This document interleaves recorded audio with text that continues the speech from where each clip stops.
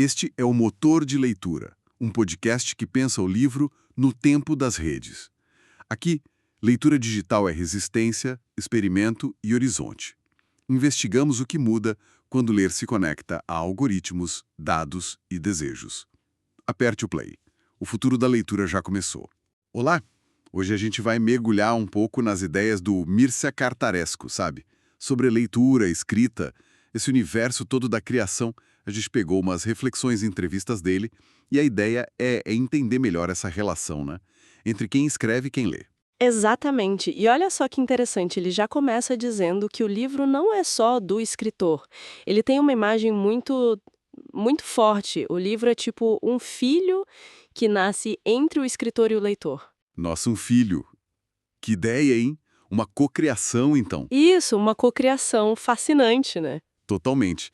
Quer dizer, o escritor dá a estrutura, como você disse, o DNA da coisa. Uhum. Mas quem lê é que completa, né?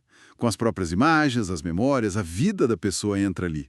E aí cada leitura acaba gerando um livro diferente, um livro único para aquela pessoa. Faz todo sentido.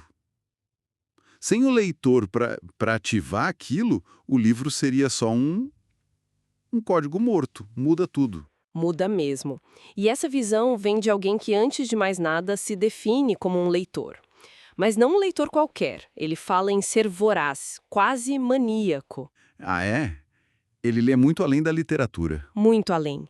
Ele menciona ler sobre ciência, biologia, matemática quântica, filosofia, misticismo, até geometria.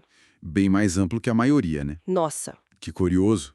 E tem até uma história engraçada, ele conta que aprendeu a ler meio que pra trás, sabe? Vendo o jornal do pai do outro lado da mesa. Como assim para trás? Decifrando as letras invertidas? Isso. Uma coisa bem peculiar que, imagina, deve ter marcado a relação dele com o texto desde cedo. Com certeza. E essa fome de leitura toda foi o que acabou gerando escritor nele, né? Exato. Foi ponto de partida. E o jeito dele escrever também é muito particular. Como assim? Ele escreve tudo à mão. Tudo. Especialmente o diário dele, que ele considera o tronco. O tronco, tipo a base de tudo. Isso, de onde brotam as outras obras, os galhos. E não é pouca coisa. São mais de 50 volumes de diário, desde 1973. Meu Deus, 50 volumes à mão? É muita dedicação. E o mais impressionante é como ele diz que escreve. Ele fala que é um fluxo contínuo. Contínuo? É, por horas, sem planejamento prévio, sem ficar riscando, sem apagar nada. Sério? Sem apagar? Como se ele só estivesse revelando um texto que já existe ali, sabe? Ele usa uma metáfora ótima. Ele é só um jockey leve em cima do cavalo da mente, deixando a mente correr solta. Que imagem. Um joque leve. Então, nada daquele pânico da página em branco para ele. Pelo que ele descreve, não. Para ele, escrever não é alegria pura. É um fluxo. Incrível. E dessa abordagem tão singular nasceram obras gigantescas, como o Orbit D'Or, né? Exato. Orbit D'Or, aquela tentativa, nossa, ambiciosa de mapear tudo, né? Do mais baixo ao mais sublime. Quase um Dante moderno mapeando a existência de forma horizontal. Horizontal. E depois veio o Solenoide, que ele mesmo descreve diferente, né? Isso, ele fala que solenoide é mais vertical, mais espiritual, talvez, focado numa busca, numa ascensão. E é em Solenoide que tem uns dilemas bem pesados, não é? Lembro de ter lido sobre a questão do bebê. Ah, sim. A questão de salvar ou não um bebê que poderia vir a ser o Hitler é um ponto central. Uma pergunta moral dificílima. E qual a resposta no livro? Olha, a resposta do personagem é salvar a criança. Salvar. Por quê? Por alguns motivos. Primeiro, porque a criança ali naquele momento sente dor de verdade, diferente de uma obra de arte, por exemplo. E segundo, porque o futuro ninguém sabe, né?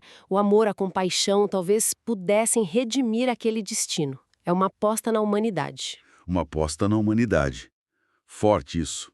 E no fim, o próprio Cartarescu diz que a mensagem ali é sobre solidariedade humana, sobre amor. E pensar que ele escreveu isso e viveu sob um regime de censura forte na Romênia, né? Exatamente, ele teve livros mutilados, proibidos. Isso adiciona uma camada, né? A luta pela expressão, pela liberdade de seguir esse fluxo criativo dele. Com certeza. Pensando nisso tudo, essa visão do leitor como co-criador, a escrita como esse fluxo quase mediúnico, essa entrega, como será que isso pode, sei lá, mudar um pouco a nossa relação com os livros que a gente lê e com as histórias que a gente tenta contar? Fica essa reflexão, né? Talvez pensar nessa entrega ao processo criativo.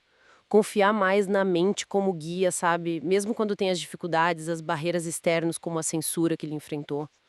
É uma mistura potente, né? De instinto e ofício, de não desistir. Instinto e ofício, gostei disso. Uma boa forma de resumir.